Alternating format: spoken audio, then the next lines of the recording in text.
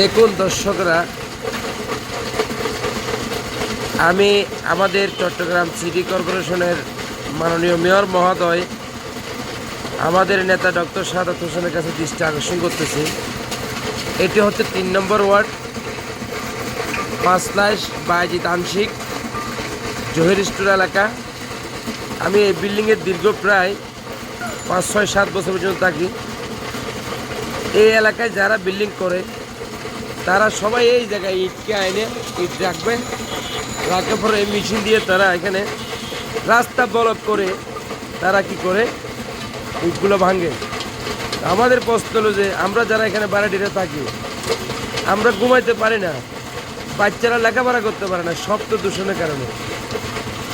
এটা এলাকার যারা স্থানীয় আছে তাদেরও কাছে আমার আকুল আবেদন, আমরা যারা ভাড়াটিতে এখানে টাকা দিই, আমাদের বাল বাচ্চারা আছে এখানে, রুগীরা থাকে, অনেকের অসুখ থাকে, হ্যাঁ, অনেকে ঘুমায়, কিন্তু এভাবে রাস্তা ব্লক করে আপনারা এভাবে শব্দ দূষণ করে ইট ভাঙবেন, আপনাদের পার্সোনাল জায়গায় নিয়ে আপনারা ইট ভাঙেন, এভাবে তো আপনারা ঠিক করতেছেন না। আমি আজকে ৫, ৬ বছর পর্যন্ত এই বিল্ডিংয়ে থাকি, অনেক দিন সহ্য করেছি, অসহ্য হয়ে আজকে আমি এই ভিডিও করতে বাধ্য হয়েছি। আমি আমাদের চট্টগ্রাম সিটি কর্পোরেশনের মাননীয় মেয়র মহোদয়ের কাছে আকুল আবেদন করতেছি, এই বিষয়টা নিয়ে অবশ্যই আপনি দেখবেন। দেখুন এখানে কী পরিস্থিতি, এখানে কী পরিস্থিতি, একটু পরে দেখবেন এখানে রাস্তা আরও জাম হয়ে যাবে।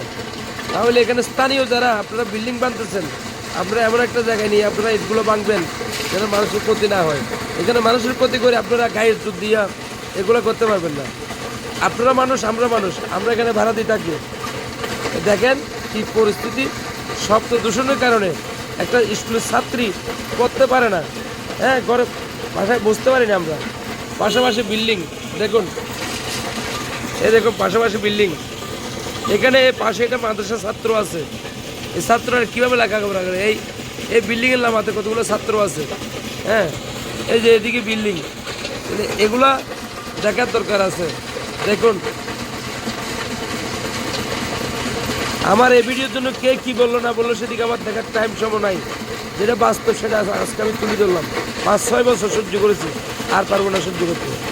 এই জন্য আমি এই ভিডিওটা আমাদের মাননীয় মেয়র মহোদয়ের কাছে পৌঁছানোর জন্য ভিডিওটা করেছি। আমি এটা নিয়ে অবশ্যই যেন সিটি কর্পোরেশনের পক্ষ থেকে পদক্ষেপ নেওয়া হয়।